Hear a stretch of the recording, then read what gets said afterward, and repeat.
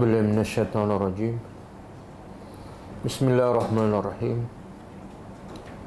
الحمد لله رب العالمين، نحمده ونستعينه ونستغفره ونعوذ بالله من شرور أنفسنا ومن سيئات أعمالنا. من يهده الله فلا مضل له ومن يضلل فلا هادي له. أشهد أن لا إله إلا الله وحده لا شريك له وأشهد أن محمدا عبده ورسوله. سبحانك لا علم لنا إلا ما علمتنا إنك أنت العليم الحكيم. اللهم علمنا ما ينفعنا وانفعنا بما علمتنا وزدنا علما. ربي يسر ولا تعسر، ربي تمم بالخير. أما بعد.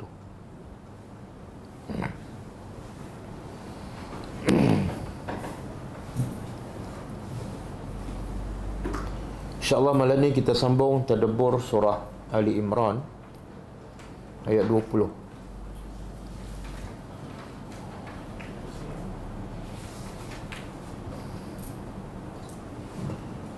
Sebelum tu kita tengok pengajaran ayat yang lepas, itu ayat 18 dan 19.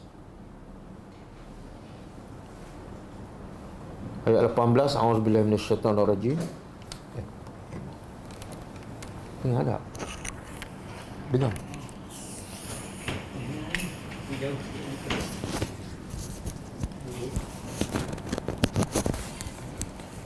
Ayat 18.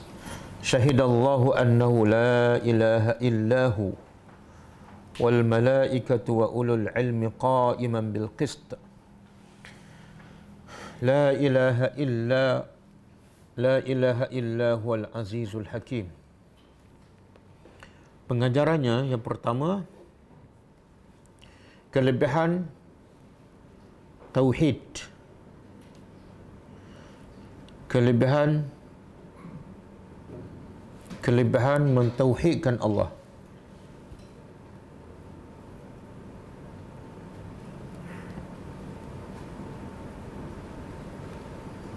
Sehingga Allah sendiri bersaksikan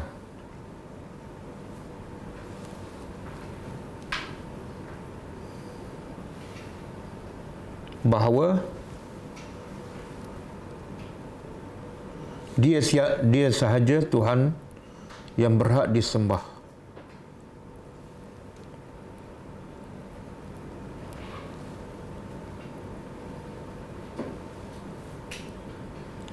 Yang kedua,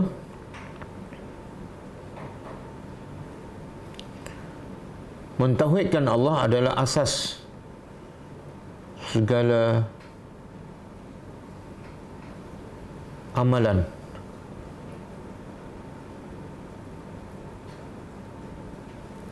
Yang tanpanya semua amalan tidak akan diterima oleh Allah.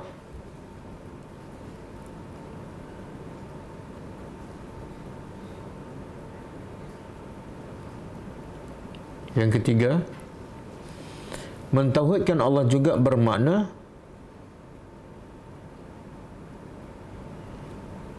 melakukan semua amalan yang baik hanya semata-mata kerana Allah.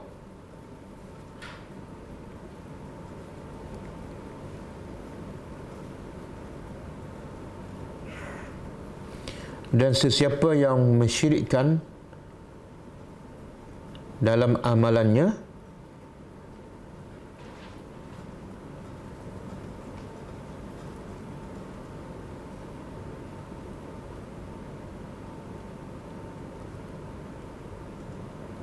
maka semua amalannya sia-sia.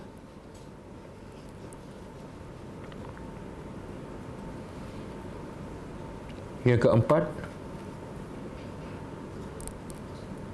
kelebihan para malaikat.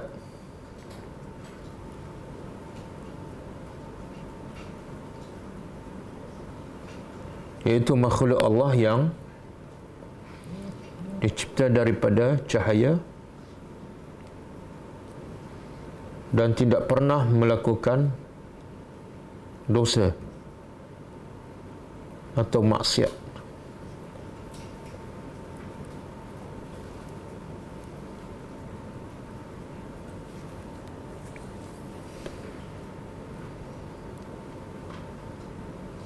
Dan para malaikat menyaksikan keesaan Allah setelah Allah sendiri. Setelah Allah sendiri menyaksikannya.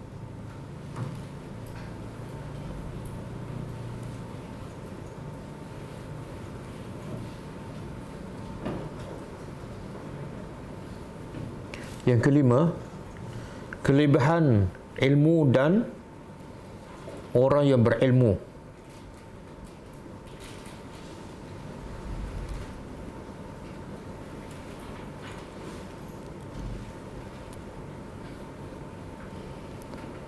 Yang menjadi golongan ketiga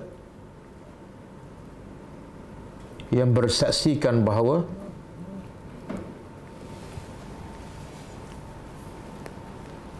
tidak ada Tuhan yang berhak disembah melainkan Allah.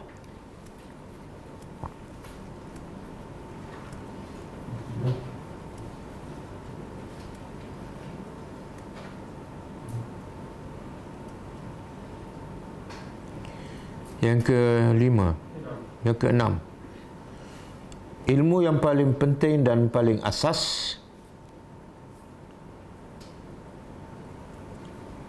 yang akan menentukan kejayaan atau kecelakaan manusia ialah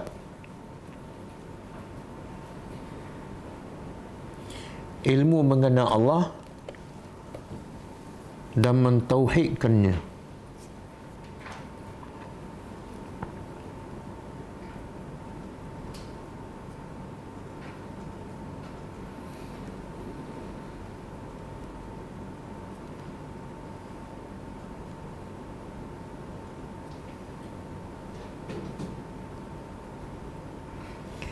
Yang ketujuh,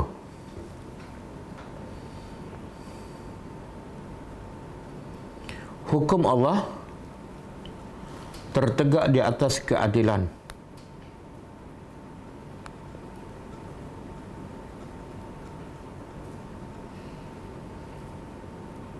Bahkan Allah mengharamkan kezaliman ke atas dirinya dan ke atas hamba-hambanya.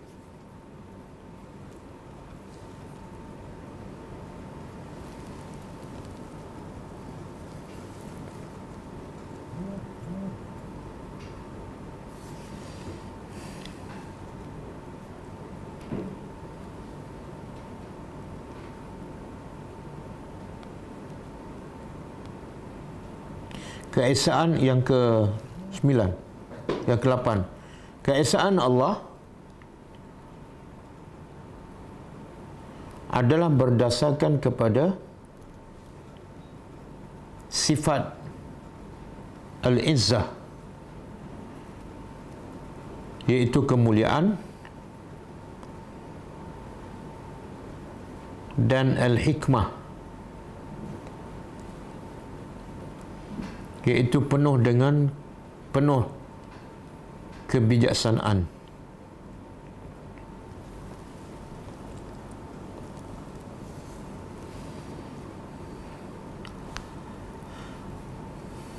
Okey, ayat yang ke-19. A'udzubillahi minasyaitonir rajim. Inna ad-dina 'indallahi al-Islam. Wa ma ikhtalafa allazina utul kitaba illa min ba'di ma ja'ahumul 'ilmu baghyan bainahum. Wa man yakfur bi ayatillah fa innallaha sari'ul hisab. Pengajarannya, pertama,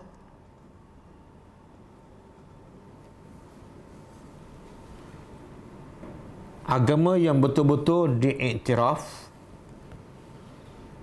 dan diterima oleh Allah Subhanahu wa taala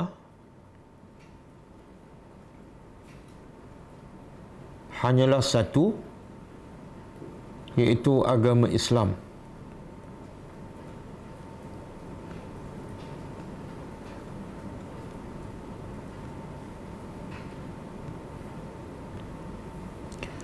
Dan semua agama yang menyalahi agama Islam, maka ia tertolak dan tidak diredai oleh Allah.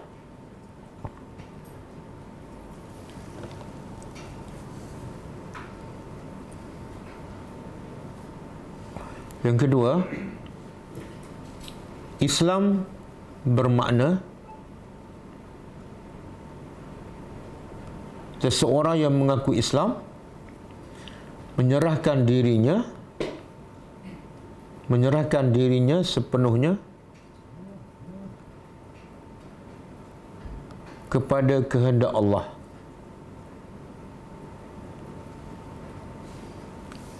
Dalam semua aspek kehidupannya.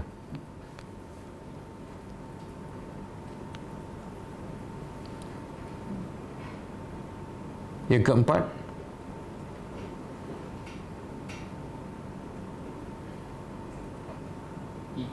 yang ketiga,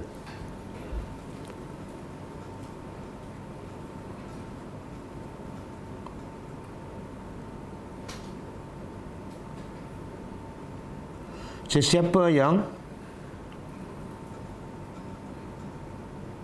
menyerahkan dirinya kepada selain daripada Allah, ia adalah sesat dan tidak berada di atas hidayah Allah.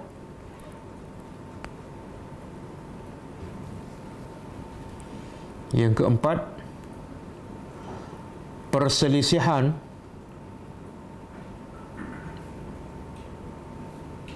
orang Yahudi dan Nasara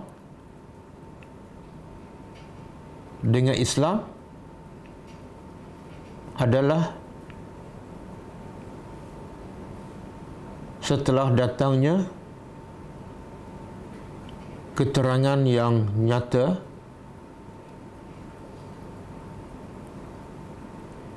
bukan kerana kejahilan.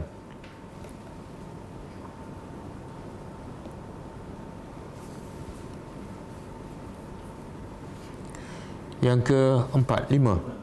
kelima.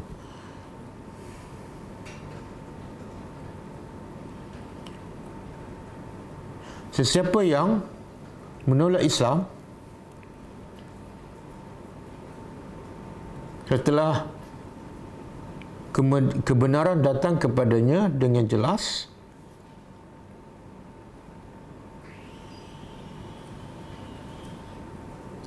maka penolakannya adalah berdasarkan sifat dengki, bukan kerana kejahilan.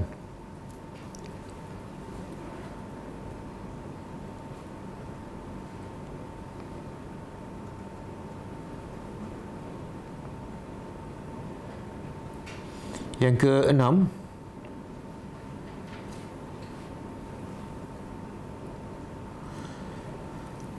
sesiapa yang menolak kebenaran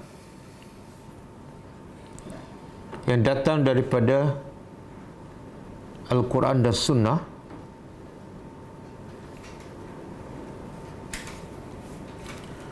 maka dia menyerupai Yahudi dan Nasrani.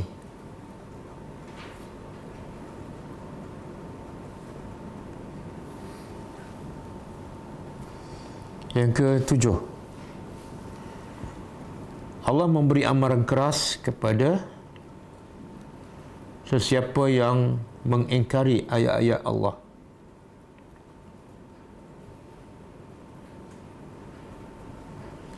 Bahawa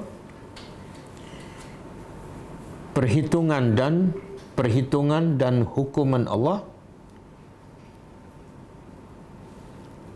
sangat cepat.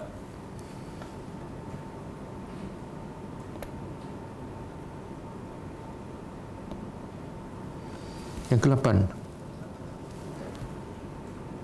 wajib ke atas setiap orang yang beriman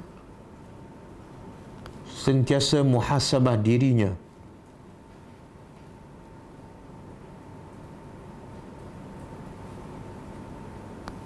sebelum dia dihisab oleh Allah di akhirat.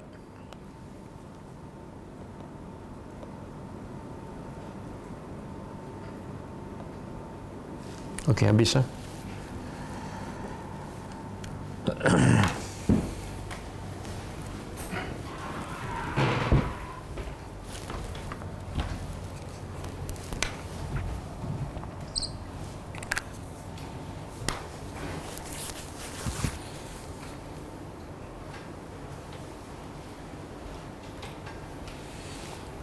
Okey. Kita sambung tadabbur ayat 20 ha. Kaitan ayat 20 ayat malam ni dengan ayat sebelum. Kalau sebelum ni Allah menceritakan tentang Allah hiaskan nikmat dunia supaya nampak indah, nampak menarik dengan tujuan untuk menguji manusia. Tetapi dalam masa yang sama Allah beritahu, ya Allah sediakan untuk orang beriman adalah jauh lebih baik daripada apa yang Allah hiaskan nikmat di dunia. Kemudian Allah beritahu agama yang sebenar yang diterima oleh Allah dan diredai oleh Allah ialah agama Islam sahaja.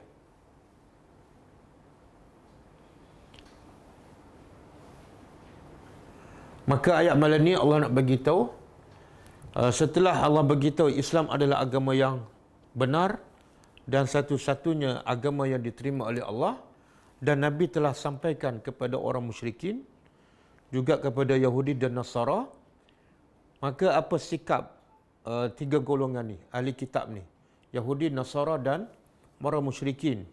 Apa sikap mereka setelah Nabi menyampaikan Islam yang sebenar kepada mereka? Okey, kita tadabbur. Auzubillahi minasyaitanirrajim. Fa'in, maka sekiranya hajuka daripada hujah mereka,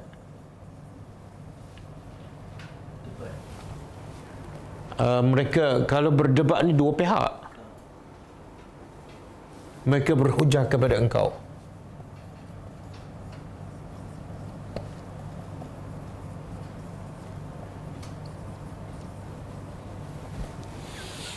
Mereka ni siapa?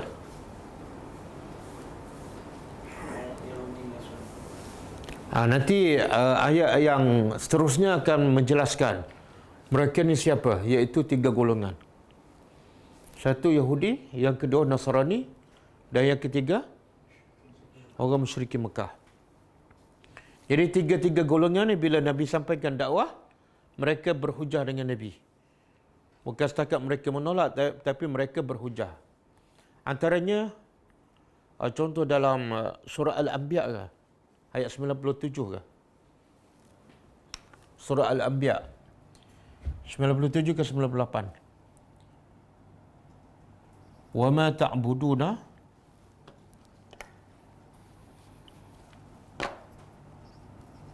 wa ma ta'buduna 98 ha?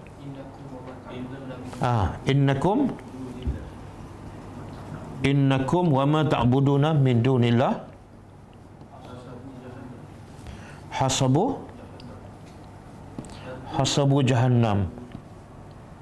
Betul? Antum laha waridun. Okey, ini bentuk orang-orang kafir, Nasrani ke Yahudi berhujah dengan Nabi. Contohnya bila turun ayat ni, ayat Al-Anbiya 98, Allah kata apa? Innakum, sesungguhnya kamu, wa ma ta'buduna, dan apa yang kamu sembah, min dunillah, selain daripada Allah, semuanya akan menjadi bahan bakar dalam neraka jahanam.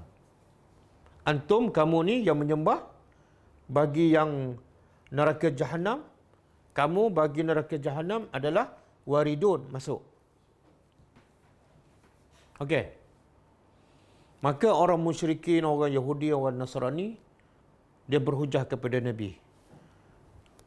Wahai Muhammad, kamu mendakwa siapa yang menyembah selain daripada Allah, maka dia yang menyembah dan apa yang dia sembah akan masuk neraka Jahannam.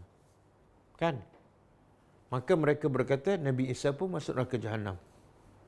Sebab Nabi Isa antara yang disembah. Boleh faham? Siapa yang sembah Nabi Isa masuk neraka Jahannam, yang disembah pun hasabu Jahannam. Betul tak logiknya? Sebab Allah kata siapa yang menyembah selain daripada Allah dan apa yang dia sembah semua akan masuk neraka Jahannam. Jadi mereka kata Nabi Isa pun masuk neraka Jahannam sebab Nabi Isa antara yang disembah oleh orang Nasrani, dan malaikat disembah oleh siapa yang menganggap malaikat adalah Tuhan ataupun anak Tuhan? Orang musyrikin. Dan Uzair juga dianggap oleh orang Yahudi sebagai, jadi Yahudi masuk neraka sebab sembah selain daripada Allah. Uzair pula masuk neraka sebab disembah. Betul kan ikut ayat ni? Macam mana nak jawab?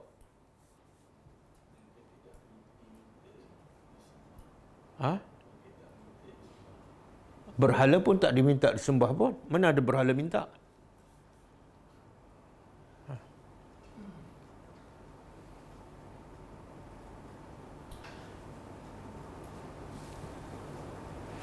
Nabi Muhammad pun tak jawab. Jadi kita pun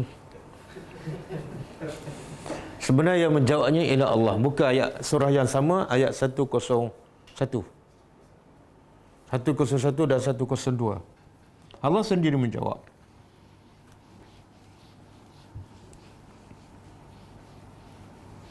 Allah kata apa? Innal ladzina sabaqat lahum minna al-husna. Sesungguhnya apa dia? Allazina sabaqat. Sesungguhnya orang-orang yang sabaqat telah mendahului bagi mereka daripada kami al-husna, kebaikan. Jadi Nabi Isa telah dipastikan daripada awal lagi sebelum disembah dia adalah orang yang baik. Malaikat pun sama, sebelum disembah dia adalah makhluk yang baik. Jadi telah mendahului kebaikan mereka sebelum kamu menjadikan mereka sebagai Tuhan. Yang tu lepas tu Allah kata apa? Ulaika anha, mereka-mereka ni, Nabi Isa, malaikat, apa lagi? Uzair, semua tu adalah dijauhkan daripada neraka Jahannam. Sebab mereka daripada awal lagi memang orang yang baik sebelum disembah, kan? Lepas tu ayat 102.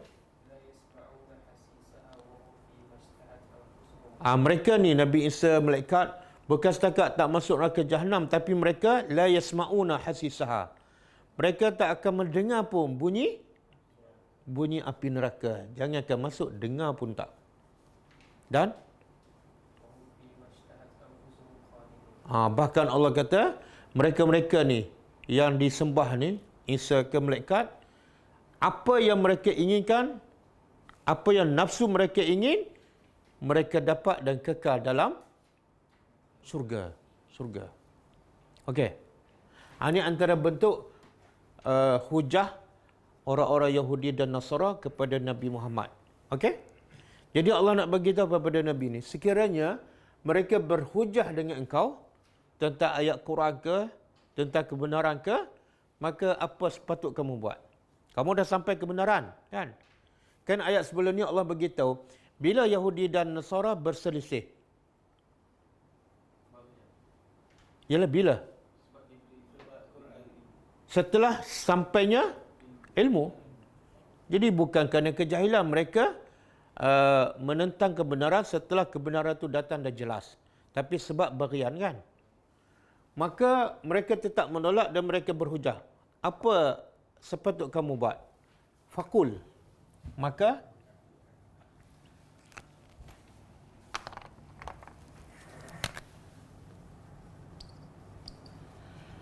kul, katakanlah.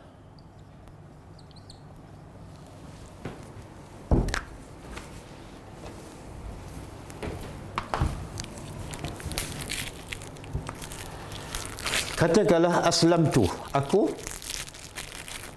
aslamtu.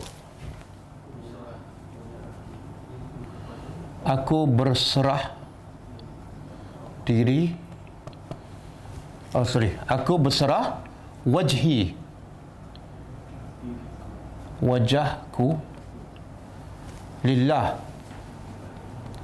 kepada Allah. Allah sebut wajhi di sini. Sebenarnya Nabi serah wajahnya kepada Allah ataupun serah dirinya kepada Allah? Kalau diri dalam bahasa Arab apa dia? Nafsi. Kan? Jadi kenapa Allah tak guna nafsi? Kenapa guna wajhi? Wajah mewakili apa? Diri. Kenapa wajah? Kenapa tak kepala? Kenapa tak akal?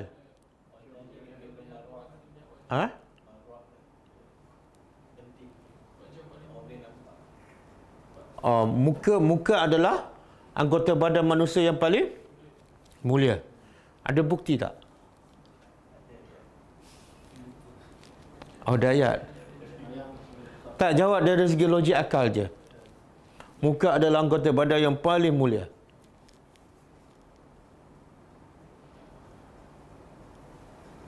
Kita kalau orang tampar kat tangan dengan tampar kat muka, yang mana kita mana kita sensitif? Tepuk belakang dengan tepuk kat muka, kan? Itu salah satu buktilah fitrah mula jadi. Orang kalau tampar kat muka, kita rasa macam kita dihina. Dan juga bila keadaan kita paling hina di hadapan Allah. Bila kita letak muka yang paling mulia di tempat yang paling hina. Kalau letak lutut, belum lagi. Kalau tak perut, belum lagi. Tapi letak muka, itulah keadaan manusia paling hina di hadapan Allah. Dan sebab itulah waktu itu doa paling. Kenapa? Sebab keadaan itu manusia paling dekat dengan Allah Subhanahu Wa Taala. Paling dekat, paling hina sebab muka yang paling mulia dia letak di tempat yang paling hina. Tempat letak kaki. Okey. Dan muka pun memanglah, muka ni image seseorang, kan. Lepas tu kalau kita nak kahwin, kita tengok muka dulu ke tengok tangan, lutut dulu? Kalau muka okey tu menggambarkan yang lain okey. Tapi kalau badan slim, muka belum tentu okey. Okey, kemudian aku serah wajahku kepada Allah, makna aku serah diriku kepada Allah. Dan wa man ittaba'ani, dan orang yang ittaba'ani, yang mengikutiku. Okey. Sebenarnya apa yang Allah nak suruh Nabi cakap ni? Nabi dah sampaikan dakwah, mereka tetap menolak, bahkan mereka berhujah dengan Nabi. Tiba-tiba Allah kata apa? Okey, sekarang kamu cakap pada mereka, aku serah diri pada Allah. Begitu juga orang yang ikut aku pun sama serah diri pada Allah. Jawab kepada orang Yahudi, Nasrani, dan sebenarnya apa mesej yang nak disampaikan?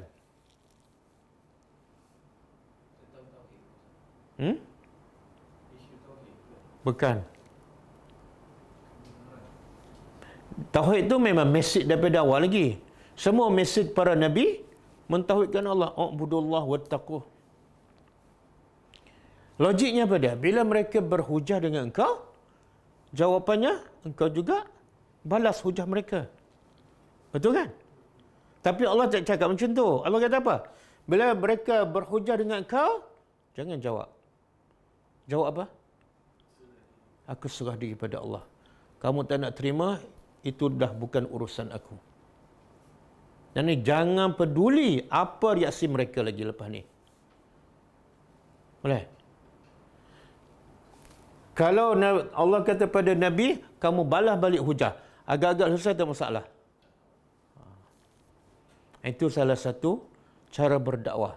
Kalau orang dah sampai maklumat jelas, kebenaran pun clear, tapi mereka degil, baru berhujah lagi, makna orang ni jangan layan. Kalau layan, buang masa. Boleh faham tak? Boleh faham? Banyak tak berlaku dalam masyarakat macam ni? Kita nak tegur sekali, okey. Tegur 2 kali, degil juga. Kali ketiga, ya, sia-sia. Buang masa kita, buang tenaga kita, dan rugi lagi. Berapa ramai yang nak sepatut dapat ilmu kita, kurang dah. Sebab apa? Kita habis masa, tenaga, duk jawab. Kan? Kepada puak-puak yang degil ni.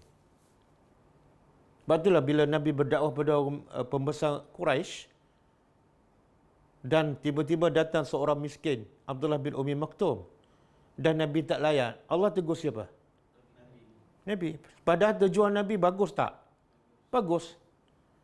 Target Nabi ialah bila pembesar masuk, semua anak buah dia ikut. Lagi ramai masuk Islam, lagi Islam cepat menang. Allah kata tak. Mereka ni puak-puak yang degil, kerah kepala, jangan layan. Jangan cakap apa-apa lagi. Cakap je, aku serah diri pada Allah. Kamu nak lawan dia, lawan dah. Fokus pada yang ikhlas. Macam Abdullah bin Umi Maktum. Betul tak? Banyak kita buang masa, buang tenaga, buang hujah. Cakap ayat Quran, cakap hadis, mereka tetap pekak badak. Ini pengajaran ni. Bila mereka berhujah, Allah tak kata lawan hujah mereka, tak. Cakap, aku serah diri pada Allah. Cukup. Satu. Yang kedua pengajarannya, Allah suruh Nabi cakap, aku serah diri pada Allah. Apa maksud tu? Apa maksud? Nabi sendiri cakap, Allah suruh Nabi cakap, aku serah diri pada Allah. Maksudnya apa? Nabi pun ikut perintah Allah. Nabi pun tak memandai-mandai. Nabi pun tak mereka-reka. Nabi pun tak. Itulah makna Islam. Allah kata dalam ayat sebelum ni, inna dina indallah al-Islam. Agama yang benar diterima oleh Allah ialah Islam. Apa makna? Serah bulat-bulat kamu kepada Allah. Itulah Islam. Kalau Nabi pun serah bulat-bulat pada Allah, kamu siapa? Nak reka-reka, nak tambah, nak tokok, nak buang kan? Kamu siapa? Dan Nabi nak bagi tahu, siapa lagi yang jenis serah diri bulat-bulat pada Allah? Siapa lagi? Yang ikut aku. Makna apa? Yang jenis tak serah diri pada Allah, separuh dia ikut perintah Allah, separuh dia ikut perintah guru dia, dan bukan pengikut Nabi. Sebab jenis pengikut Nabi sama dengan Nabi. Nabi serah diri, dia pun serah diri. Nabi serah diri sepenuhnya, pengikut pun serah diri sepenuhnya. Boleh? Jadi Nabi ni sebenarnya dia ada dua. Satu, tabi'. Yang kedua, matbu'.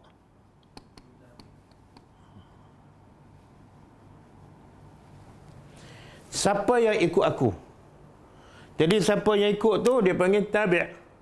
Yang kena ikut dalam masyarakat dia panggil matbu'. Faham? Jadi Nabi tabi' ke matbu'? Matbu'. Semua umat Nabi Muhammad matbu' ke tabi'? Faham? Ada tak jadi umat Nabi Muhammad dia macam matbu' pula? Dia nak orang ikut dia. Boleh faham? Bila dia nak orang ikut dia, seolah dia dengan Nabi tu sama-sama taraf. Tak. Nabi matbu', bukan Nabi tabi'. Dan Nabi bukan tabi' ikut kamu, bukan. Nabi diikuti. Kamu adalah ikut. Bila ikut apa makna? Bila ikut apa makna? Duduk belakang Nabi lah, jangan duduk depan Nabi. Nabi jalan-jalan lah, Nabi berhenti-berhenti. Sebab itulah antara ciri-ciri ikut apa dia? Ciri-ciri ikut Nabi. Ataupun tanda lah orang tanya, apa tanda sebenarnya dia ikut Nabi?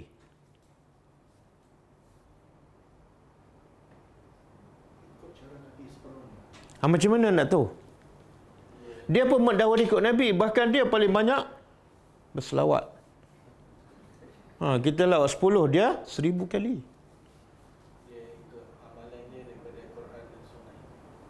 Macam mana?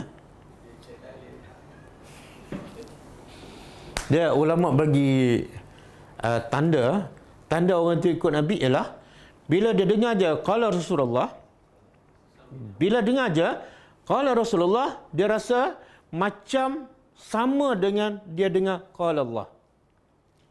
Kalau bila dia dengar qala Allah, langsung tak ada syak, tak ada ragu, ikut, tak ada soal jawab, terus ikut. Maka bila dengar qala Rasulullah, sama dengan dia dengar qala Allah. Kalau dia dengar qala Allah, sami'na wa ata'na, sikit tak pertikaikan. Tapi bila dengar qala Rasulullah, Rasulullah tu manusia. Dia bukan pengikut Nabi. Tak, boleh faham tak? Bila dengar je bab sunnah Nabi, yang saya buat tak salah, dia bukan pengikut Nabi. Okey. Jadi jenis manusia yang paling tinggi apa dia? Yang ikut Nabi, iaitu yang aslamtu, serah bulat-bulat kepada apa yang Allah tetap dan apa yang Nabi amalkan. 100%. Sebenarnya Allah sebut kisah para Nabi dahulu pun sama.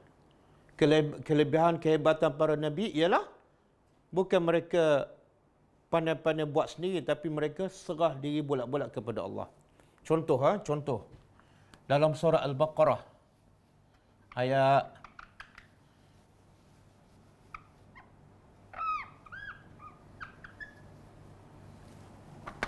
127.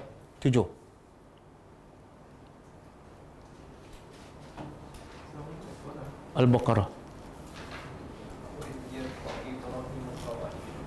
Lepas tu 128. Rabbana waj'alna muslimaini laka wa min zurriyyatina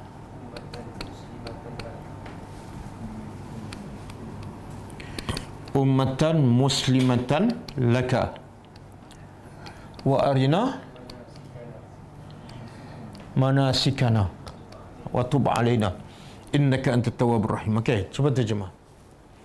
Lepas Allah cerita Nabi Ibrahim dan Nabi Ismail membina Kaabah kan? Lepas tu Nabi Ibrahim berdoa. Apa doa Nabi Ibrahim? Rabbana, wahai Tuhan kami, waj'alna, jadikan kami. Jadikan kami ni siapa? Dia dengan Ismail. Berapa orang? Sebab tu di sini muslimaini. Kalau ramai baca macam mana? Kalau ramai muslimina. Kan? Pernah tak kita baca wahai muslimaini dan muslimat? Tak ada. Kalau kita baca muslimaini, makna depan kita dua orang je. Wahai Tuhan kami, jadikan kami, iaitu aku dan Ismail, dua-dua menyerah diri kepada engkau. Laka. Jangan serahkan aku kepada nafsu, tapi serahkan diri aku kepada engkau. Kemudian apa lagi doa Ibrahim? Wa min zurriyatina, dan ini sifat pemimpin. Bila berdoa, bukan untuk diri dan keluarga dia sahaja, tapi untuk semua umat manusia. Begitu juga daripada zuriat kami. Ummatan muslimatan. Umat yang juga berserah diri. Siapa ni? Termasuklah Nabi Muhammad lah. Sebab tu Nabi Muhammad disebut dalam satu hadis, Nabi kata, aku ni adalah antara hasil doa Ibrahim. Dan apa bukti Ibrahim ni betul-betul serah diri pada Allah? Wa arina manasikana. Apa makna? Tunjuklah kami manasik. Cara tunjuklah pada kami cara ibadat kami kepada engkau. Ini antara tanda Ibrahim serah diri pada Allah. Apa dia? Cara ibadat pun dia suruh Allah tunjuk. Dia tak mereka-reka sendiri. Okey. Bolehkah? Sepatut Nabi Ibrahim apa darjah dia dengan Allah? Kekasih Allah kan? Patut dia kata apa? Wahai Tuhan, aku ni memang kekasih engkau. Jadi aku tahu-tahulah sendiri nak sembah engkau. Kan? Sebab aku kekasih. Betul tak? Kan kita kekasih, bila kita berkasih, kita pandai-pandai buat sendiri kan? Ke dengan cakap kekasih kita? Kita dengar cakap belum kahwin kan, lepas kahwin? Jadi inilah sifat kekasih Allah pada. Nak beribadat pun, wahai Tuhan, tunjukkan cara aku beribadat kepada Engkau. Dan ayat 131 Al-Baqarah. Akhirnya Allah kata kepada Ibrahim, wa iz qala lahu rabbuhu aslim. Qala aslamtu li rabbil alamin. Okey. Lepas tu Allah beritahu pada Ibrahim, wa iz qala lahu, ingatlah ketika mana telah berkata kepadanya rabbuhu. Tuhan Ibrahim berkata pada Ibrahim, apa dia? Apa yang Tuhan kata pada Nabi Ibrahim alaihissalam? Aslim. Apa makna aslim? Serahlah diri kamu. Serah pada apa? Pada aku. Sepatutnya bila Nabi Ibrahim dah jadi kekasih Allah, Allah kata apa? Kamu adalah kekasih aku, buatlah sikut suka kamu. Aku memang sayang pada kamu. Betul? Tapi tak. Walaupun kamu khalili, kekasih aku, tapi kamu tetap kena serah diri pada aku. Sebab kamu hamba, aku Tuhan. Maka Ibrahim ambil masa tak nak menjawab. Kan? Terus Ibrahim menjawab, qal aslamtu. Sama dengan kata Nabi Muhammad, aslamtu. Sekarang juga aku serah diri. Dan dia beritahu lagi, sebab apa aku serah diri kepada engkau? Sebab apa? Sebenarnya Allah tanya tak, serah dirilah kepada Rabbul Alamin? Tak. Jadi Ibrahim sepatut dia jawab apa? Aslam tu cukup. Allah kata serah diri. Ibrahim kata aslam tu cukup lah. Tapi Nabi Ibrahim tambah lagi, li Rabbil Alamin. Apa hikmah penambahan ini?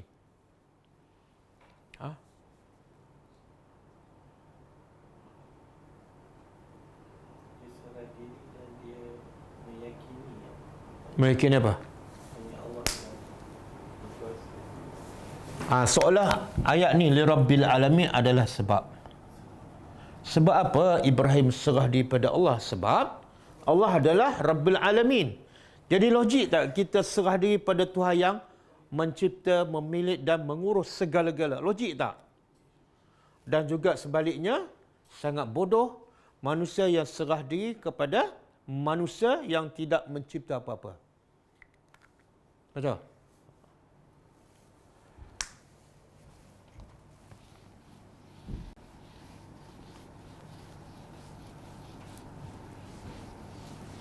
Kemuncak Ibrahim serah diri pada Allah pada kemuncaknya. Boleh sebut tak beberapa kisah lah yang membuktikan Ibrahim ini bukan senang nak dapat darjah Khalil kan? Sebagaimana bukan senang nak dapat darjah Tun. Kan? Nak dapat Tun kena jadi apa dulu? PM dulu kan? Ataupun ketua hakim negara kan? Okey, nak jadi Khalil ni pun sama.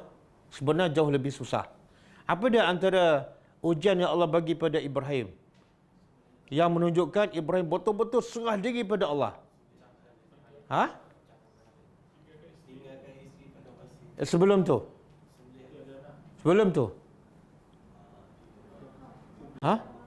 Apa dia? Dia berdakwah. Dia seorang-seorang berdakwah, risikonya apa? Bakar. Diikat dan dicampakkan. Masa tu ada tak malaikat nak bantu Ibrahim? Ada. Maka jawab Ibrahim, kalau kepada malaikat aku tak nak minta pertolongan. Aku serah diri pada Allah. Bila dia betul-betul serah diri kepada Allah, datanglah pertolongan Allah. Ya nar kuni bardan wa salama. Itu serah diri kan. Kita nak pergi berdakwah kadang-kadang bukan kena bakar pun, bukan kena ikat pun. Kadang-kadang fikir 2-3 kali tak? Jadi kadang-kadang kita ni dalam bab tu pun tak boleh nak serah diri sepenuhnya untuk agama Allah. Okey, yang kedua, Ibrahim diperintahkan supaya tinggalkan isteri yang disayangi dan baru dia dapat anak kan. Tinggal tengah padang pasir, dia serah diri, tinggal aja. Dan kemuncaknya apa? Allah kata, sembelih anak kamu.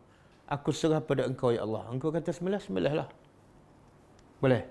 Itu makna Islam.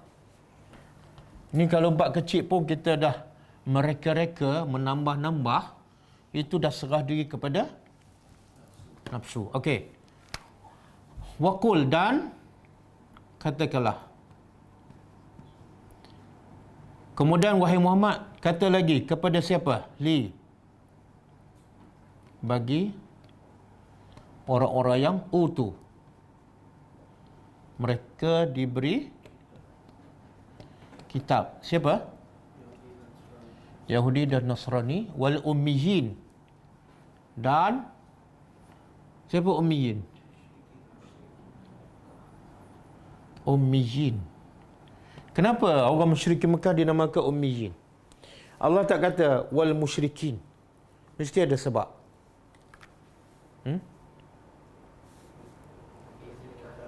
Apa dia? Salah satu sebab yang ni ada kitab, yang tu tak ada kitab. Bila tak ada kitab, macam tak ada ilmu lah. Boleh faham? Bila tak ada ilmu, macam buta huruf. Satu. Yang kedua, orang musyrikin Mekah ni memang kebanyakannya adalah buta huruf. Ada dalil? Ada dalil tak? Kebanyakan orang musyrikin Mekah memang buta huruf. Bukan Nabi je. Surah Al-Jumu'ah ayat yang kedua. Surah Al-Jumu'ah ayat kedua. Huwallazi ba'asa fil ummiyina rasulah. Kan? Ada? Surah Jumu'ah ayat 2. Cuba terjemah. Dialah yang telah mengutuskan fil ummiyin, kepada sama kalangan ummiyin. Siapa ni? Orang musyrik Mekah. Allah utuskan di kalangan mereka ini seorang rasul. Okey. Jadi ummiyin dinamakan ummiyin pertama tadi sebab tak ada kitab. Yang kedua, sebab kebanyakan mereka tak tahu membaca dan tak tahu menulis. Kemudian ummiyin disandar kepada perkataan apa? Ummi. Ibu. Apa kaitan ibu dengan tak boleh membaca dan tak boleh menulis? Biasanya budak-budak yang baru lahir, yang melahirkan baby ni ialah ibu, bukan bapa, kan? Jadi baby bila baru lahir boleh tak membaca dan menulis? Bila tak boleh, sampai ketua pun tak boleh membaca dan tak boleh menulis, seolah dia baru je dilahirkan oleh ibunya. Okey. Dan ummiyin juga ada satu lagi makna ummiyin. Yang kita biasa dengar ialah tak tahu baca, tak tahu tulis. Ini yang biasa kita dengar, kan? Tapi ada satu lagi makna ummiyin. Saya pernah bagi tahu. Kalau tak semalam, 2 malam lepas. Kalau tak 2 malam lepas, minggu lepas. Dalam Quran, ummiyin makna pertama tak tahu baca dan tak tahu tulis. Satu lagi ummiyin juga ada disebut dalam Quran. Bukan tak tahu baca, bukan tak tahu tulis. Tak faham? Kitab mana dia boleh baca, boleh tulis tapi tak faham. Betul. Dalil surah apa?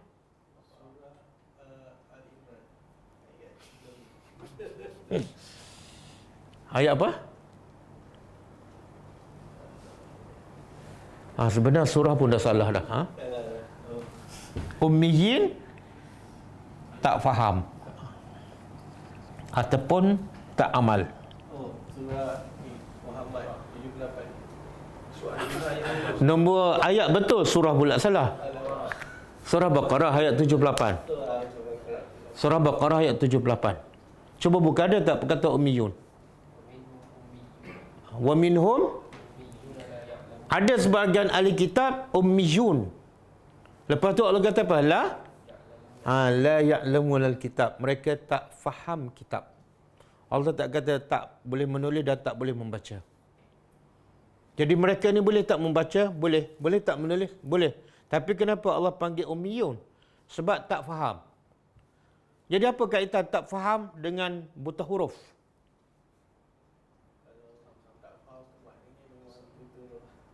Orang kalau tak boleh baca dan tak boleh menulis, dia faham tak?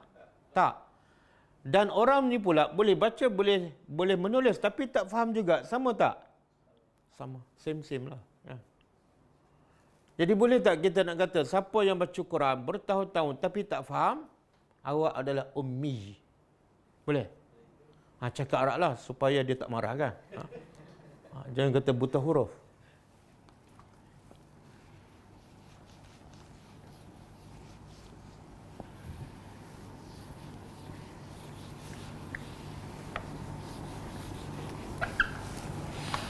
Okey. Jadi bagi tahu pada ahli kitab Yahudi dan Nasara dan juga orang musyrik Mekah, aslam tu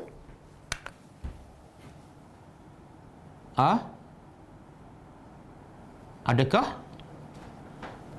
kamu telah serah diri?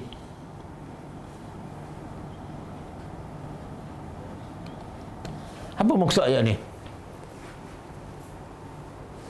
Setelah Allah perintah Nabi bagi tahu, cakap je aku serah diri pada Allah. Kemudian perintah kedua Allah kepada Nabi apa dah? Sekarang bagi tahu pula pada mereka yang berhujah dengan engkau apa dah? Kamu dah serah diri tak kepada Allah? Dan setelah datang bukti yang jelas, kamu dah serah diri ke belum? Jadi soalan tu ada ulama mengatakan nak menyuruh perintah, iaitu serahlah diri sebab bukti dia jelas. Ada maksud dia nak mencela. Kenapa kamu teruk sangat ni? Dah bukti dah cukup jelas tapi masih belum serah diri sebagaimana aku serah diri. Boleh? Jadi Nabi sampai tak pada semua ni, 3 golongan. Ahli kitab dan dah sampaikan. Mana Abu Jahal ke orang Yahudi Madinah dapat tak mesej ni? Kalau Nabi tak sampai, apa hukum dia? Berdosa? Okey. Nabi wajib sampaikan. Kita pula wajib tak sampaikan juga kepada orang kafir? Wajib. Apa dalil? Apa dalil wajib? Allah perintah pada Nabi, kul. Apa dalil yang juga bahawa Allah perintah juga pada umat Nabi Muhammad?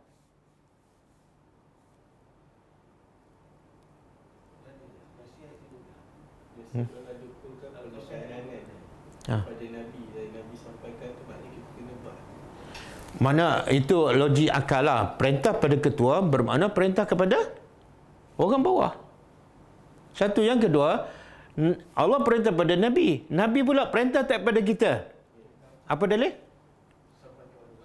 Mana ada Nabi cakap Melayu? Balighu anni. Itu perintah Nabi. Jadi kalau kita tak sampaikan mesej ni, kita berdosa tak? Kita dah sampai tak pada orang kafir?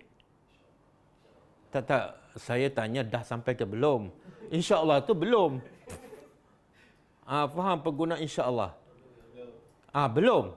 Kalau belum, berdosa tak kita? Rasa tak berdosa? Saya bila sebut ayat ni, nak tadabbur ayat ni, saya rasa takut. Sebab apa? Aku belum sampai ni. Allah suruh sampaikan. Okey ke?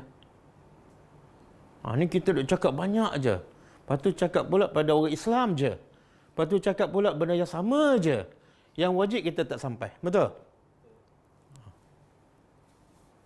Cuba bayangkan kalau tak semua pun 20% mereka yang tadabbur Al-Quran, bila mereka tadabbur, mereka pun sampai pada orang kafir. Cuba bayangkan apa berlaku. Kan? Tapi tak. Okey. Fa'il. Maka sekiranya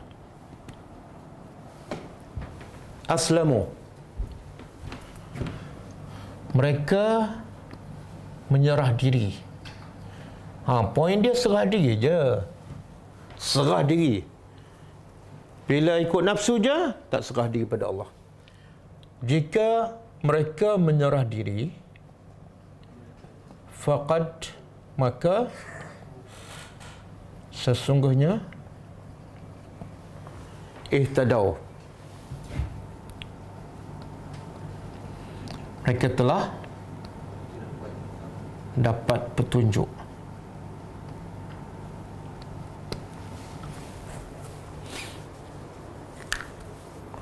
Ada seorang non-Muslim, dia pernah mengaji dengan saya sejak daripada sana, di Gombak restoran nelayan. Dia asalnya bekerja di restoran nelayan. Perempuan, dah berumur dah. Selalu ikut kelas saya.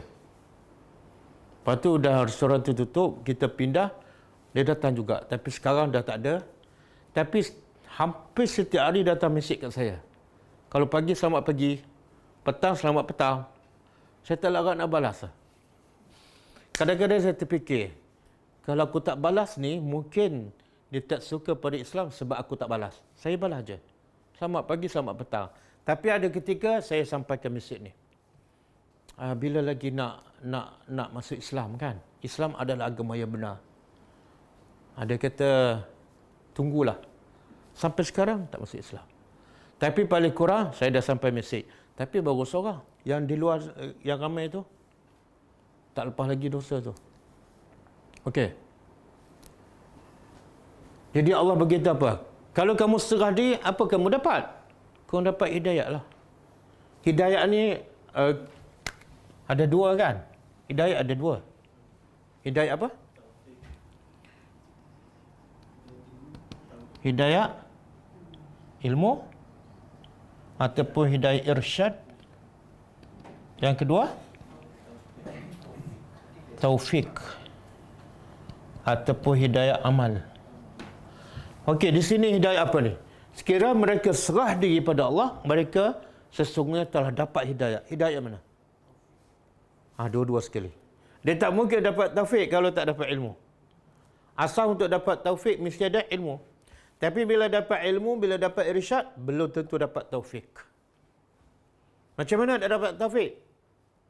Macam mana nak dapat dua-dua hidayah ni? Kalau ikut ayat ni. Serah diri bulat kepada Allah. Daripada pagi sampai malam. Bahkan dalam bab nak makan pun serah diri pada Allah. Aku makan ni kerana Engkau, ya Allah. Bukan kerana nafsu. Nak beli baju pun kerana Allah. Nak beli rumah pun kerana Allah. Nak musafir pun semua kerana Allah.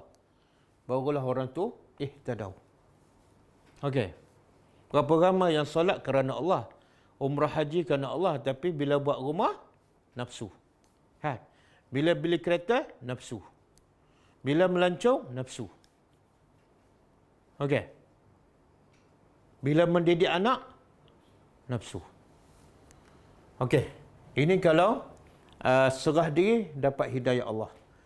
Kalau berpaling, wa in tawallau, dan sekiranya tawallau, mereka berpaling.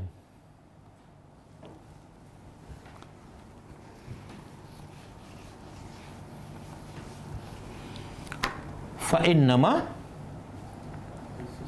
maka sesungguhnya hanyalah alaika, ke atas engkau, al-balagh,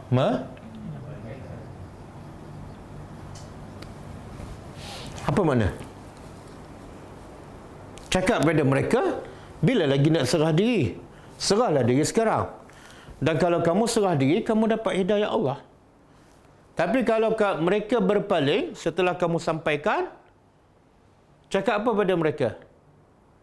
Ataupun biasanya Nabi bila orang tak beriman, apa keadaan Nabi? Apa perasaan Nabi? Sedih. Bahkan Allah sebut dalam surah Al-Kahfi, sampai tahap Nabi nak macam nak binasakan diri.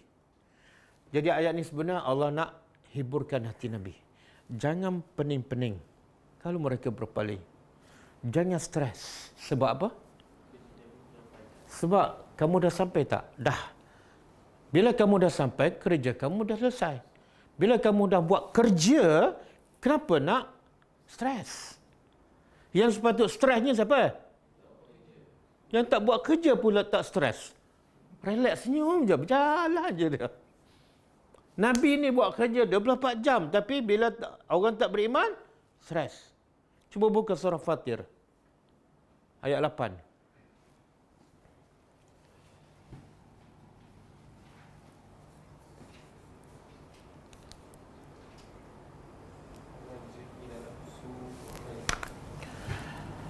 Afaman zujina lahu su'u amalihi fara'ahu hasanan fa inna Allah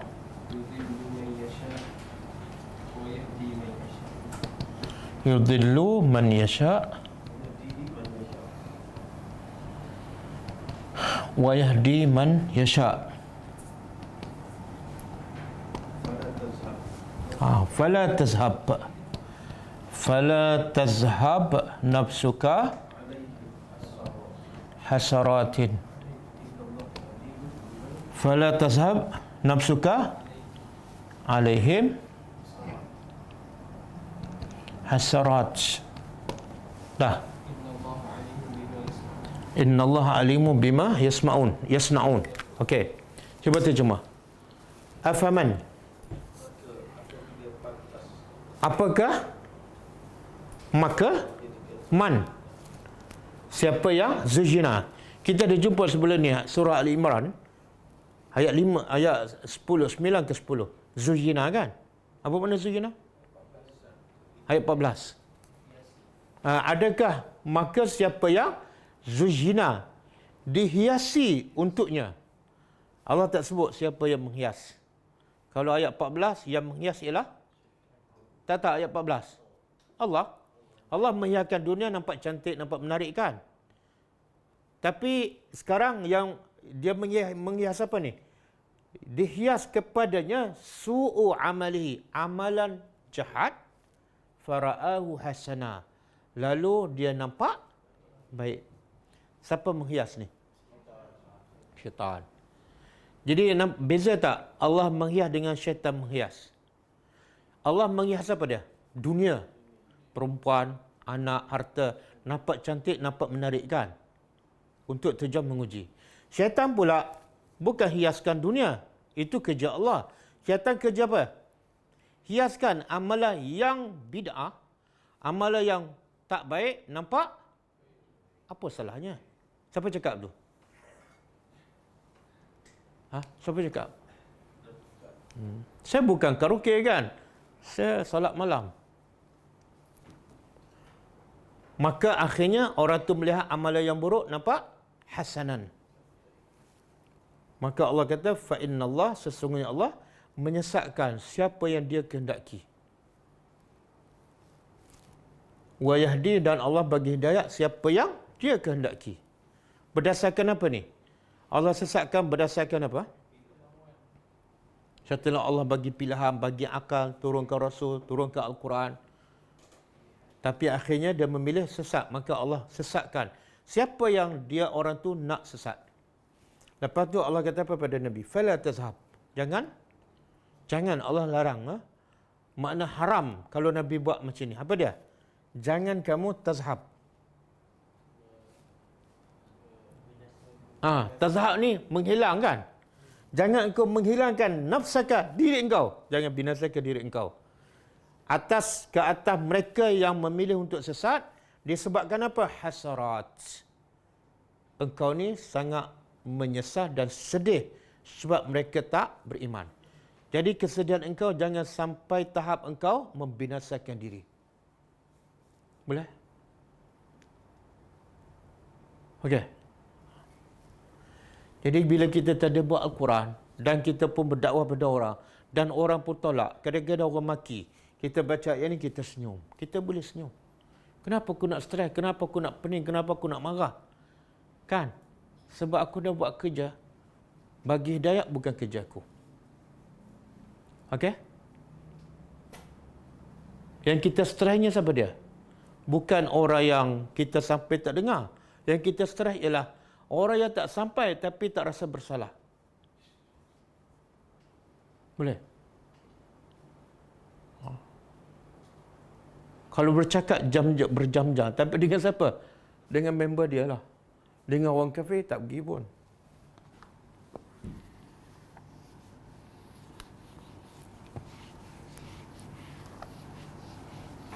Okey, kemudian Allah bagi amaran. Wallahu, dan Allah basirun, maha. Basirun ada dua maksud. Pertama, ar-ru'yah, melihat. Yang kedua, al-ilmu. Allah basirun, Allah maha melihat. Dalam masa yang sama, Allah maha mengetahui. Allah maha melihat, mengetahui. Bil ibad, dengan hamba-hambanya. Apa maksud ujung ayat ni? Ha? Tak kaitan wallahu basiru bil ibad dengan sebelum. Tengok sebelum, ha? Allah kata sekiranya mereka serah diri, mereka dapat hidayat. Tapi sekiranya mereka berpaling, kerja engkau dah selesai.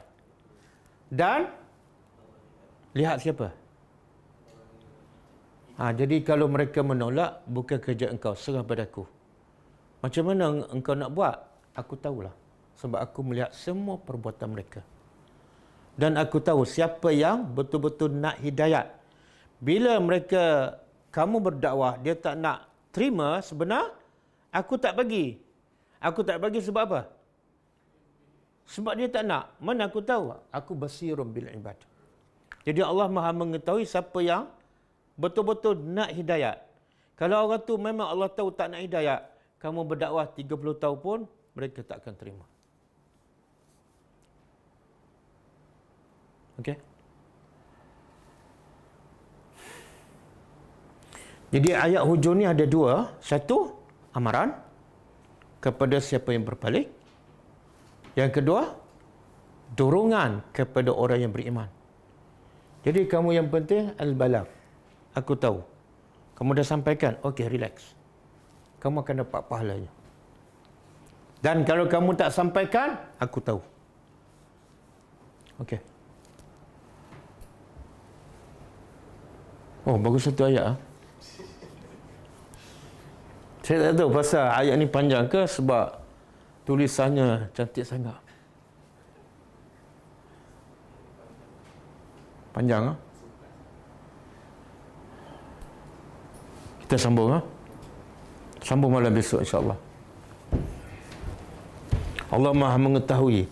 Yang menulis ini dah betul-betul ikhlas.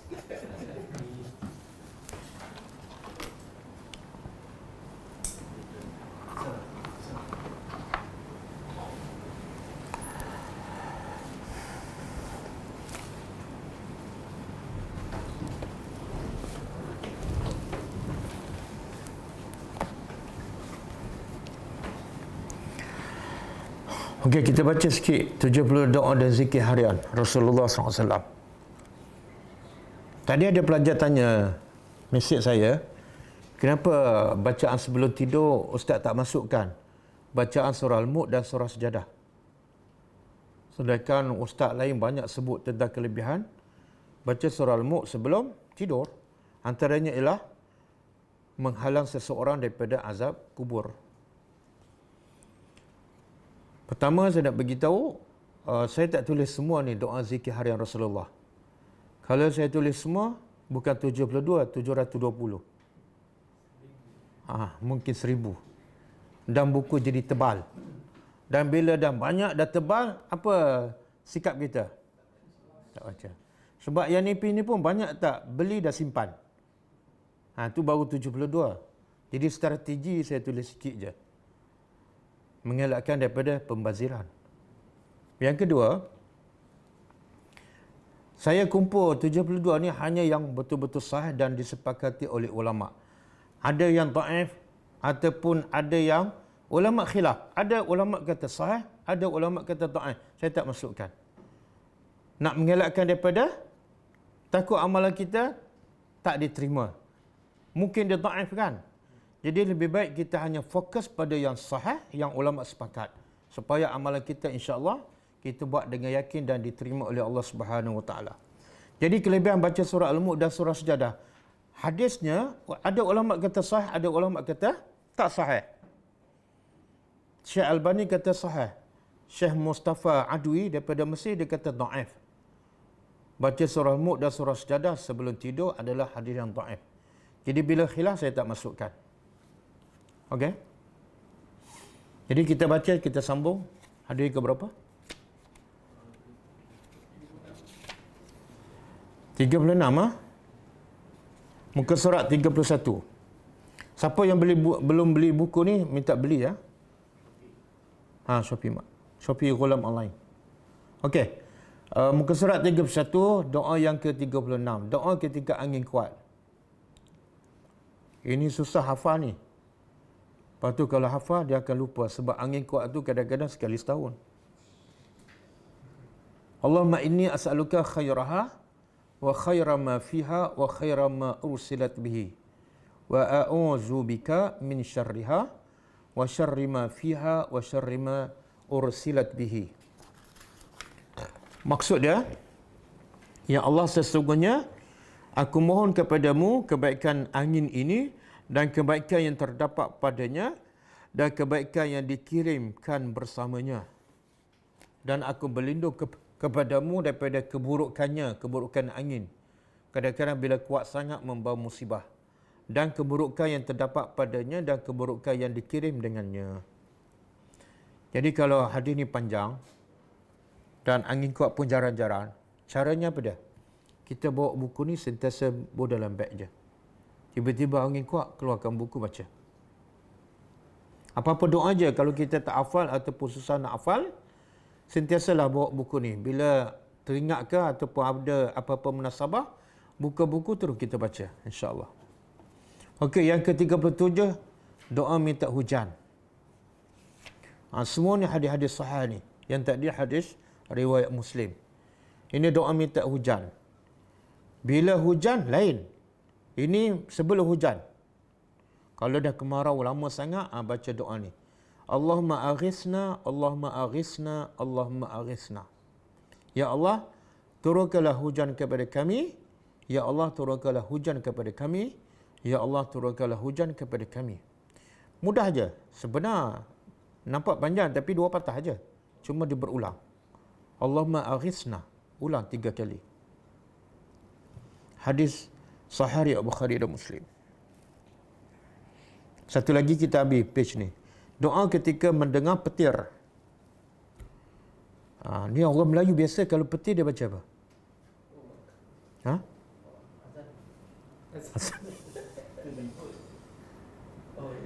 Tak biasa petir dia. Ada. La haula wala quwata illa billah kan? Sebenarnya itu bukan sunnah Nabi. Ustaz, kan zikir kan bagus. Dia bukan soal zikir bagus. Dia bagus ni bukan setakat benda, konten dia, tapi cara pun kena bagus. Iaitu mesti ikut cara Nabi. Kalau bila petir, Nabi tak baca la haula wala quwata illa billah. Makna apa tu? Tak baguslah. Kalau bagus, Nabi lah orang pertama yang akan baca. Jadi Nabi baca apa? Subhanallazi yusabbihur ra'du bihamdihi wal malaikatu min khifatihi. Hadis sahih riwayat Bukhari. Maha suci Allah yang petir dan malaikat bertasbih dengan memujinya kerana rasa takut kepadanya. Jadi doa ni menyebut bahawa yang bertasbih, berzikir pada Allah bukan setakat orang tetapi petir dan juga para malaikat. Kerana sebab takut pada Allah. Jadi kita sepatut rasa malulah. Kita manusia ada akal tapi kadang-kadang tak rasa takut dan bila petir pun tak berzikir. Wallahu alam. Kita tengok soalan.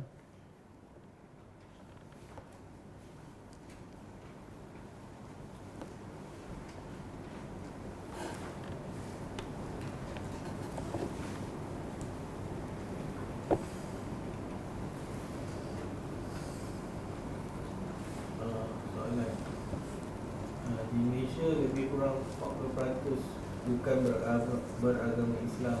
Memandangkan mereka boleh faham bahasa Melayu, kenapa di Malaysia tidak kita tekankan penyampaian agama Islam agar mereka boleh capai 95% masuk Islam seperti di Indonesia? Soalan dia, di Malaysia ada no-Muslim lebih kurang 40%, kan?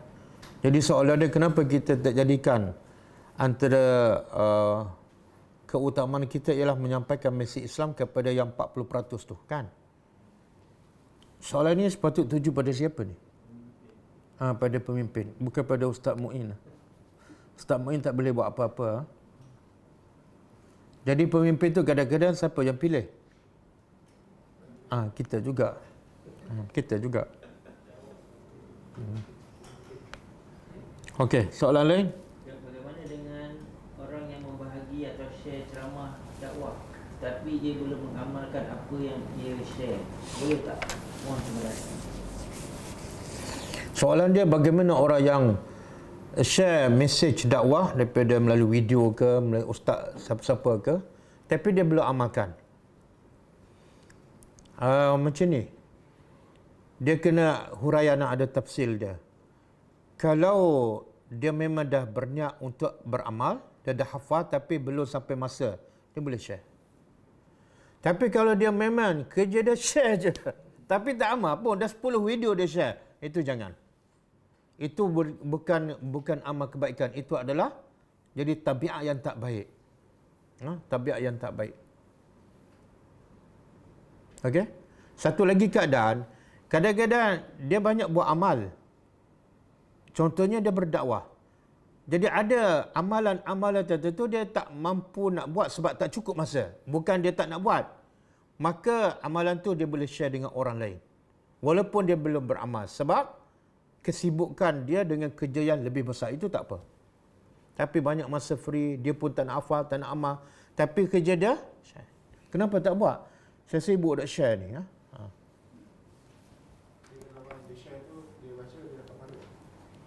Siapa dapat pahala? Semoga dapat pahala lah, sebab ada satu hadis Nabi kata, man dalla ala khairin falahu ajru falahu mislu ajri fa'ili. Siapa yang berkongsi kebaikan kepada orang, maka dia akan dapat pahala apa yang orang tu buat daripada apa yang dia sampaikan. Kalau ikut hadis tu secara umum dia dapatlah. Tapi ingat Allah berkata dalam surah As-Saff. Allah kata apa? Ya ayyuhallazina amanu lima taquluna ma la taf'alun. Kabura maqtan 'indallah an taqulu ma la taf'alun. Wahai orang beriman, kenapa kamu cakap apa yang kamu? Dan Allah bagi amaran, kabura maqtan. Apa makna? Maqtan kemurkaan, kabura besar. Sangat besar kemurkaan Allah bila kamu cakap apa yang kamu tak buat. Dan juga surah Baqarah Allah kata apa? Atamuruna an-nasa bil birr wa tansawna anfusakum wa antum tatluna al-kitab afala taqilun? Adakah patut kamu suruh orang buat baik tapi kamu lupa diri kamu untuk buat kebaikan? Afala taqilun, kamu tak berakal ke? Apa maksud kamu tak berakal? Bila kita suruh orang buat baik, seolah kita nak orang tu masuk syurga. Betul? Kita pula tak nak buat benda baik, seolah kita nak masuk orang nak orang lain masuk syurga dan dia nak masuk neraka, orang ni berakal tak? Kamu pergilah sekolah, aku jadi penganggur tak apa, kan? Jadi berhati-hati bila kita share. Wallahu a'lam. Bagaimanakah caranya berdakwah dengan orang bukan Islam? Sekiranya mereka berhujah, sejauh manakah patut kita membalas hujahnya? Okey. Bila kita sampaikan dakwah pada non-Muslim, kemudian dia berhujah, sejauh mana kita boleh jawab? Sebenarnya jawapan dia setakat ilmu kita lah. Kalau kita ilmu banyak tu, jangan nak jawab lebih pada ilmu kita. Sebab itulah antara syarat berdakwah mesti ada ilmu. Nabi kata balighu anni walau ayat. Walaupun ada satu ayat. Mana ada ayat lah. Jangan cakap kosong. Ya, kalau benda yang kita sendiri tak yakin dan kita kalau soal kita tak boleh jawab, jangan cerita. Kita cerita benda yang betul-betul kita tahu, yang kita ada hujah untuk menjawab. Selain itu, kita serah kepada orang yang lebih arif. Wallahu a'lam. Ustaz, ada seorang sahabat saya bertanya, jika rezeki, ajal, maut dan takdir dah ditetapkan, kenapa perlu berdoa? Kerana semuanya telah ditetapkan di zamannya. Okey. Soalan dia, kalau ajal maut rezeki telah ditetapkan, jadi kenapa perlu berdoa? Dia tanya perlu berdoa dan usaha. Usaha tak?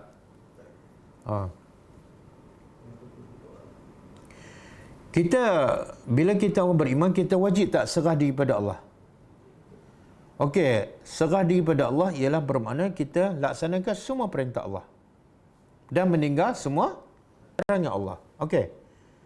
Antara perintah Allah ialah supaya kita berdoa. Allah kata apa?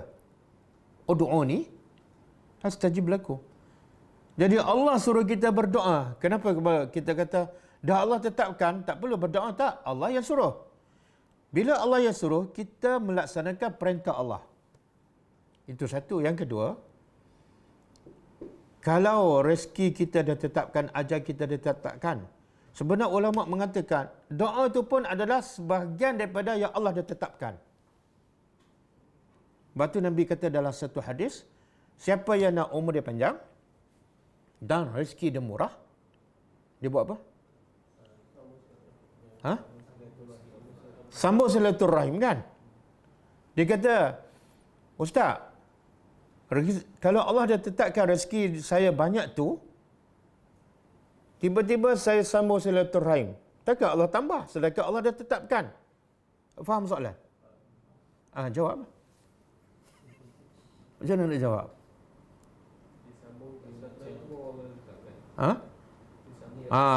Apa dah? Dia punya pahala tu, walaupun katakan umur dia sampai 70, tak adalah banyak, tapi dia punya amal, pahala dia tu, keberkatan macam orang. Itu salah satu jawapan lah. Makna siapa yang menyambung silaturahim, Allah tambah rezeki. Maksud apa dia? Keberkatan. Itu satu jawapan. Jawapan yang kedua, dia kata Allah tambah rezeki, Allah panjang umur, betul-betul Allah tambah rezeki dan betul-betul Allah panjang umur. Dengan apa? Dengan sebab kamu sambung silaturahim.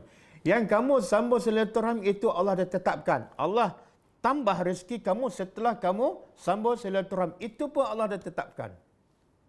Boleh faham? Okey, wallahu a'lam.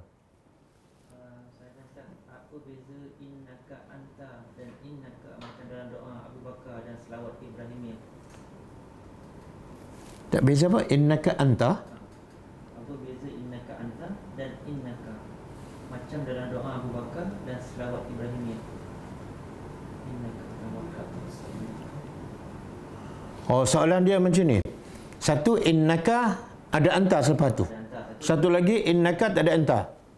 Dia saya pernah sebut dalam Quran banyak ni. Bila Allah sebut innaka anta, mana Allah nak tegaskan sesungguhnya engkau, anta hanyalah engkau. Penegasan lagi.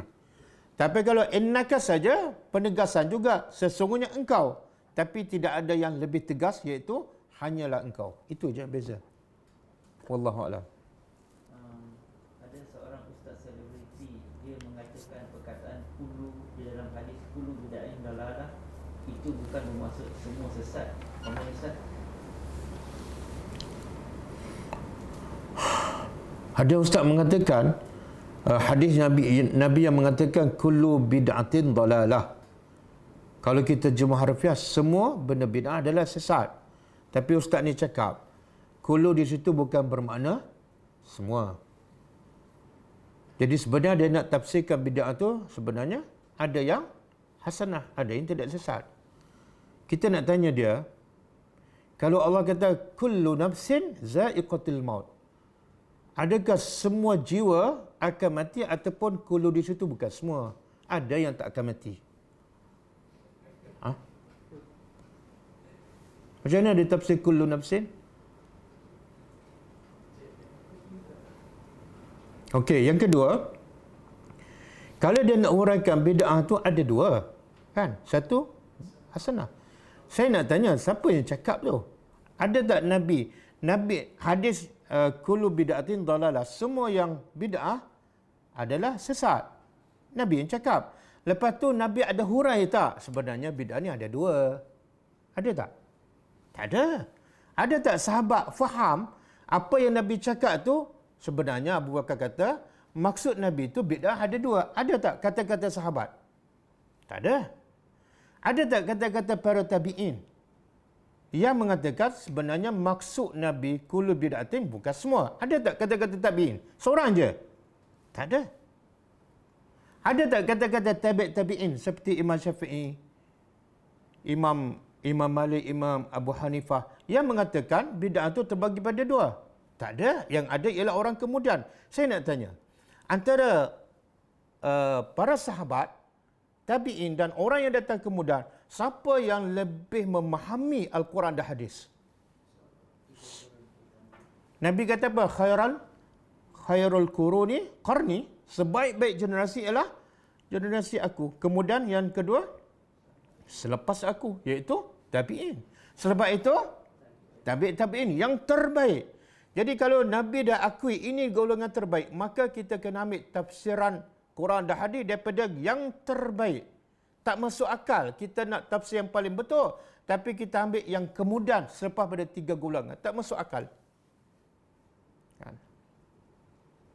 Dan ada juga yang berhujah dan mengatakan Umar pernah melakukan bid'ah. Apa dia? Solat tarawih. Kan, lepas Nabi pernah buat 3 hari, lepas tu Nabi tak keluar solat bersama para sahabat kan. Sahabat pun solat masing-masing. Bila Umar memerintah, Umar tengok ramai yang solat masing-masing kan, macam nampak berpecah. Maka Umar pun kumpul, jadikan solat tarawih itu berjemaah. Kan? Kemudian Umar kata apa? Sebaik-baik bid'ah ni. Dia guna hujah tu. Umar pun buat bid'ah. Dia lupa Nabi pesan apa? Alaikum bisunnati wa sunnati khulafa' ar-rasyidin. Dia lupa bahawa Nabi suruh ikut Nabi dan ikut khulafa' ar-rasyidin. Semua yang khulafa' ar-rasyidin yang 4 yang mereka buat semua sunnah Nabi. Sebab itu arahan Nabi. Yang kamu ni siapa dia? Khulafa' yang keberapa ni?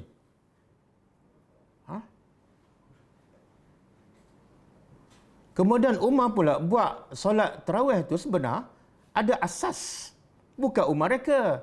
Nabi pernah solat tarawih berjemaah. Bukan benda baru. Cuma ditinggalkan untuk mengelakkan daripada sahabat memahami benda itu wajib. Nabi tak nak membebankan Umar. Maka Nabi tinggal ada maslahat.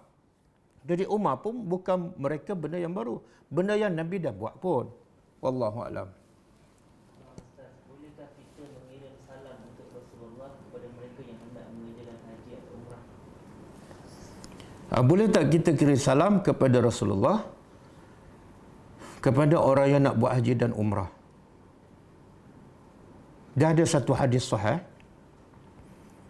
Nabi tak tahu siapa yang bagi salam pada dia. Tapi ada satu malaikat yang Allah tugaskan duduk sebelah Nabi. Jadi bila orang bagi salam, orang tu akan bagi itu malaikat dan malaikat akan bagi itu pada Rasulullah. Okey? Itu satu.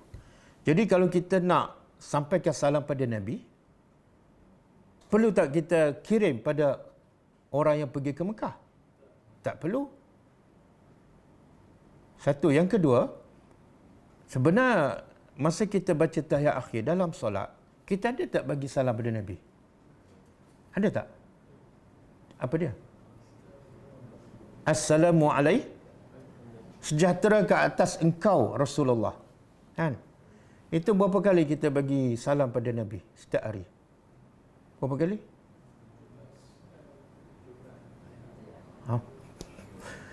17 mana ada tahiyat setiap rakaat?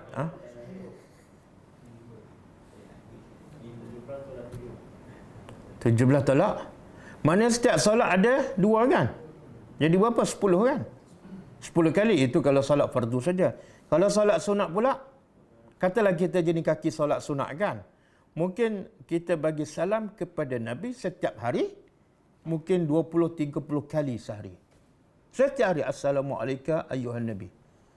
Tiba-tiba pakcik nak pergi Mekah. Pakcik tolong kirim salam kat Nabi. Kan? Kenapa kita nak kirim pada orang yang kita dah ucap salam setiap hari dah berpuluh tahun. Kemudian yang ketiga, Nabi tak pernah buat, sahabat tak pernah buat.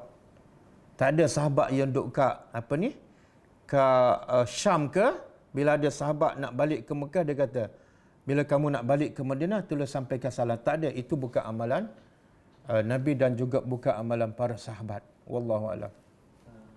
Saya nak pergi umrah. Kesihatan suami saya warga emas tak berapa baik. Dia izinkan, tapi saya rasa tak berapa selesa tanpa dia.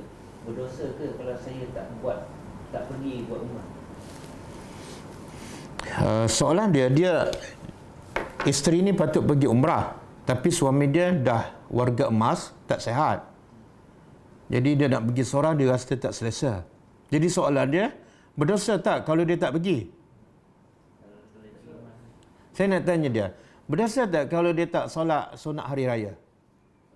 Tak berdosa sebab solat sunat. Sama je, umrah ni adalah hukumnya sunat. Sebahagian besar ulama mengatakan umrah adalah hukumnya sunat. Jadi kalau tak buat benda yang sunat, tak berdosa. Apatah lagi kamu ada tanggungjawab suami yang sedang uzur kan. Itu adalah lebih. Jaga suami, hukumnya sunat ke wajib? Wajib. Jadi utamakan yang wajib daripada yang sunat. Okey.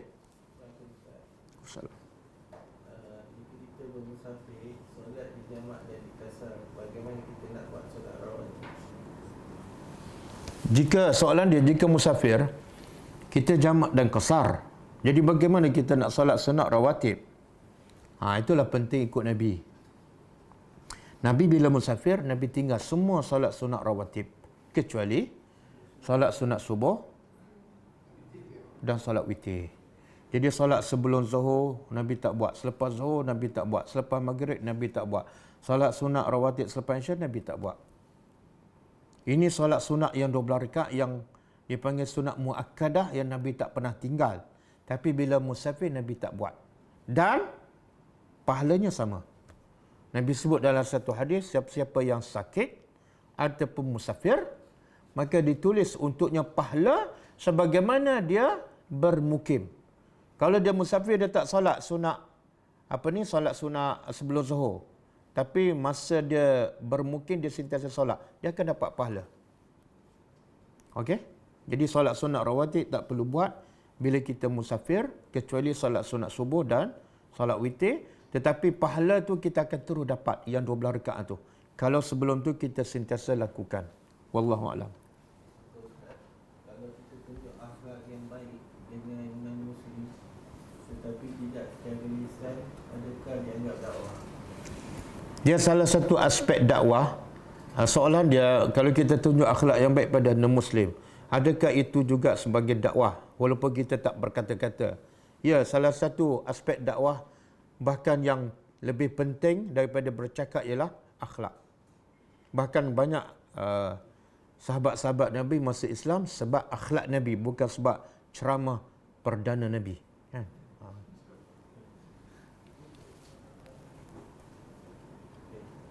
Okey dah. Saya baca Quran dan tafsir saja, follow kelas ustaz saja, tapi tajwid tak pandai sangat.